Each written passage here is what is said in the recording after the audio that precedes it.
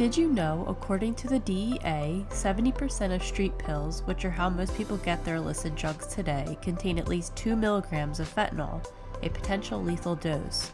And that's not including fentanyl found in other drugs such as marijuana or cocaine. In an increasingly unpredictable drug market, fentanyl test strips are a powerful harm reduction tool for safer drug use and in the fight against the opioid epidemic. Today we're going to show you how to use them and where to get them. Step 1. Open the test strip package.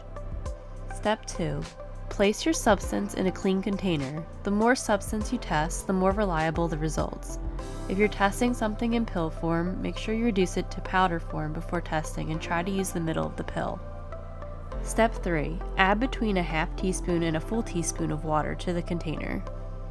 Step 4. Dip the test strip into the container for 15 seconds. Step 5. Remove the test strip, lay it down flat, and wait 5 minutes for the results.